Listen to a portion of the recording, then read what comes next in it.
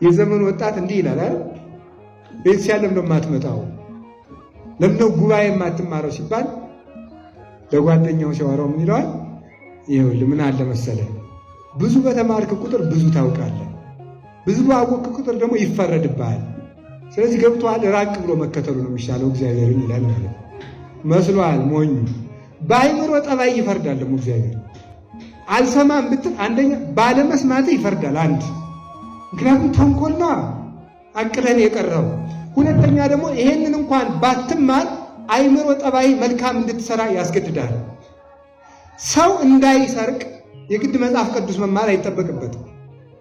ሰው የሰው ሚስት የሰው ባል እንዳይቀማ፣ በስፍር እንዳይሰርቅ፣ ሰው እንዳይገድል ጠባዩ ይነግረዋል። የበግ ስጋ በሰጣችሁ ትበላላችሁ አይደለም? አትበሉ? ትበላላችሁ። የሰው ስጋስ ትበላላችሁ አትበሉ? የሰው ስጋ አትብሉ የሚል መጽሐፍ ቅዱስ ላይ እስኪ አንብቦ የሚያውቅ አለ? ለምንድን የሰው ስጋ የማትበሉት? በጣም ጸያፍ ቃል እንደሆነ ይረዳኛል። ይህን ማን የነገራችሁ? አይምሮ ጠባይ ነው። የሰው ስጋ መብላት እባብን የሚበላ እባብ የለም፣ ፈጽሞ የለም ማለት ነው። ይህን በአይምሮ ጠባይ ተነግሮን እናውቀዋለን እና ከፍርድ የምናመልጥበት ነገር የለም። እግዚአብሔር ደግሞ ይሄንን የሚያደርገው ተመልከቱ። አንዳንድ ሰው ምን ይላል መሰላችሁ? እኔ ኋላ ውርድ ከራሴ ተናግሬያለሁ ለማለት ነው አስቀድሞ የሚናገረው። እግዚአብሔር ግን ከተጠያቂነት ለመዳን ብሎ አይደለም ይህንን ሕግ ይህንን አይምሮ ጠባይ የሰጠው። ሰዎች እንዲድኑ ከመውደዱ የተነሳ ስንቱ ሰው መምህር ያገኛል፣ ስንቱ ሰው መጽሐፍ ያነባል፣ ስንቱ ሰው ፊደል ይቆጥራል። ግን ይሄስ እኔን ሳያውቅ ሊቀራል ብሎ ከማዘኑ የተነሳ ነው እንጂ አይምሮ ጠባይን የሰጠ ይሄንንም ሰጥቼ ምክንያት ላሳጣቸዋል። የቸርነቱን ሥራ ከሰራልን ዘንድ የተነሳ ምክንያት እናጣለን እንጂ ምክንያት ለማሳጣት የቸርነቱን ሥራ አልሰራልን። ማወቅ የሚገባን ነገር ይህንን ነው። ከቃሉ ጋር ናቸው የእግዚአብሔር ሰዎች። እግዚአብሔር ከሁላችን ጋር ይሁን። ስለዚህ አይምሮ ጠባይን እግዚአብሔር በቸርነቱ በዚህ ውስጥ አሳደረ። አያችሁ፣ ተመልከቱ። ቃየል አቤል አሉ። አቤልና ቃየልን የሰበከ ሰባኪ ታውቃላችሁ? ታውቃላችሁ? አታውቁ? የአቤልና የቃየልን ታሪክ ስለምታውቁት ልተርከው መስሏቸው እንዳትቸገሩ እሺ። በነገራችን ላይ ሰው ቀድሞ የሰማት ትንሽ መረጃ ታቁነጠንጠዋለች። በጣም ይገርመኛል። እኔ ብዙ ቀን ታዝባለሁ። ትንሽ ነገር ቀድሞ ከሰማ ይሄን ነገር እናውቀው ነበር፣ ሌላ ትምህርት ብንማር ይሻል ነበር ይላል ማለት ነው። ታገሱ፣ እንዲሁ እባካችሁ ስሙ። ምን ግድ የላችሁ በእውነቱ ማለት እና ደግሞ ሌላ በምናውቀው ሐሳብ ሌላ ሐሳብ ይነገራል እና ይሄ እንደ ምን ብዬ በቃ እንደ ቅድመ ውሳኔ በነገረ ድነት ውስጥ በጣም አደገኛ የሚባለው ቅድመ ውሳኔ። እግዚአብሔር ቀድሞ የመረጠልን ነገር ታገኛለህ። ለፋ ትርጉም የለም እንደሚል ሰው ቀድማችሁ አሁን በቃ አሁን ሊናገረው የሚችለው ይሄንን ነው ብላችሁ አትወስኑ እሺ። ለማንም ሰባኪ ቢሆን ማለት ነው። ከቃሉ ጋር ናችሁ። እና አቤልና ቃየልን ማን ያስተማራቸው? ማን ያስተማራቸው? ማንም የለም። አዳም አቤልን መክሮ ለእግዚአብሔር ነጭ በግ ነው ማቅረብ ብሎ ሰዶታል? አልሰደደው። እንደዚያ ቢሆን ኑሮ ቃየል ሊፈረድበት አይገባም። ምክንያቱም ለቃየል አልተነገረውም። ግን ምንድን ነው አቤል ምንድን ነው ያለው? እግዚአብሔር ንጹሕ ነው። ንጹሕ ስለሆነ ንጹሕ ነገር ይወዳል። ማን ነገረው? አይምሮ ጠባዩ ነው የነገረው። ባህሪያዊ እውቀቱ፣ ጠባያዊ እውቀቱ ነው ይህንን የነገረው ማለት። ስለዚህ በጠባያዊ እውቀቱ ይህንን አውቆ እግዚአብሔር ወደ እግዚአብሔር ደረሰ። አብርሃም በአይምሮ ጠባይ ተመራምሮ እግዚአብሔርን አገኘው። ሙሴ ጸሊም በአይምሮ ጠባይ ተመራምሮ እግዚአብሔርን አገኘው። ስለዚህ እግዚአብሔር እንዳለ እንዲሁ ተደጋጋሚ ምሳሌ መስላለሁ። ሕፃን ልጅ እናቱ ጡት ታጎርሰዋለች አይደለም? እንደተወለደ የተወለደ ዕለት ነው እንግዲህ ጡት የሚጎርሰው። ተወልዶ በቃ ነገሩ እንደተከናወነ ጡት ታጠባዋለች። እና ያንን ልጅ አሁን እና አንተ ልጅ አደራን ጥባሽ ካልጠባ ትሞታለህ ቢሉት ይሰማል አይሰማም? ያንን አከናውኖ የሚያዳምጥበት ቋንቋ ለይቷል? አለየም። ማን ነግሮት ነው የሚጠባው? አይምሮ ጠባይ ነው። አይምሮ ጠባይ መመጥመጥ እንዳለበት ይነግረዋል። አሁን ሌላ ምንድነው? አሁን የእናቶቻችን ጡት ተክቶ የመጣው እንደሚባለው ሕፃናት የሚጠቡት ፕላስቲክ ነው የሚባለው። አቤት ምን አላችሁ? ምን በቃሽ ብላችሁታል። እሱን አሁን ለሕፃናት እናጎርሳቸዋለን። ምን መደረግ እንዳለበት ቋንቋ ትምህርት ቤት ገብተዋል አልገቡም? ምንድን ነው የሚያውቁት ሲባል አእምሮ ጠባይ ይህንን የሚያሳውቃቸው ማለት ነው። አእምሮ ጠባይ ይህንን ያሳውቃል። ሰው በተፈጥሮ የተሰጠው እውቀት ነው ማለት ነው። ይሄ እንግዲህ ምንን ይወልዳል? ክፉና በጎን ከመለየት ያደርሳል።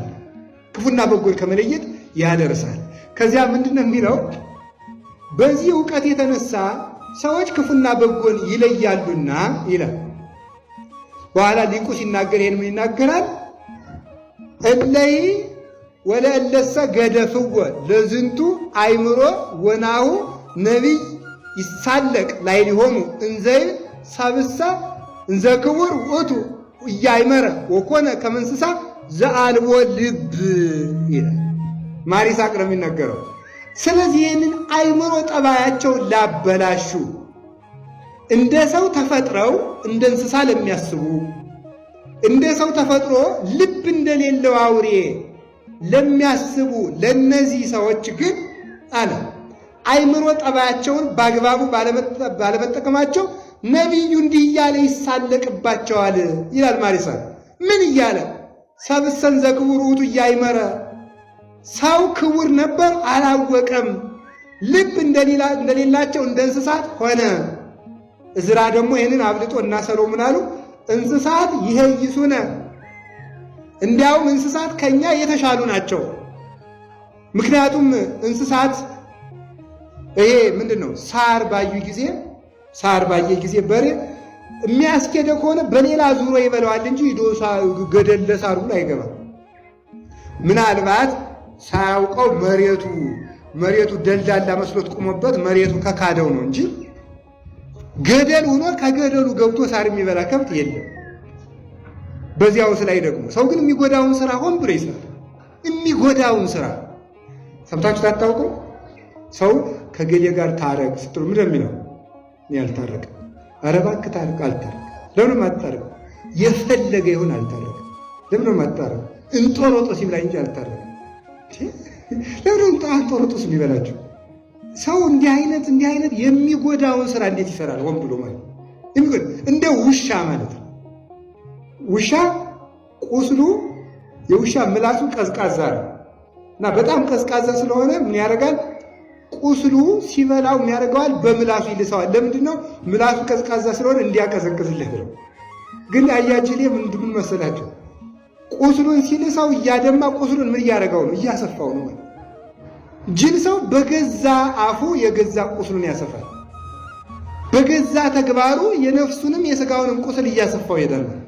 ሰው የሚጎዳውን ስራ በመስራቱ ከእንስሳት አነሰ። ነቢዩ ደግሞ ከዚህ በተሻለ ምናል እንስሳት ይሄይሱነ እስመ አልቦሙ ደይን ዘይጸንዖሙ፣ እነሱ ፍርድ አይጠብቃቸውምና ፍርድ አይቆያቸውምና ኑረው የሚቆያቸው ፍርድ ስለሆነ እንስሳት ይሻላሉ። እንስሳት በጽንስ ዘመናቸው ተባቱ ከአንስቱ ይገናኛሉ? አይገናኙም። አሁን ዝምድና ባለመቁጠር እንስሳትን መስሏል ሰው። ዝምድና ሳይቆጠር በመጋባቱ 7 ትውልድ ተቆጥሮ 8ኛው ነው የሚጋባ ሰው ማለት።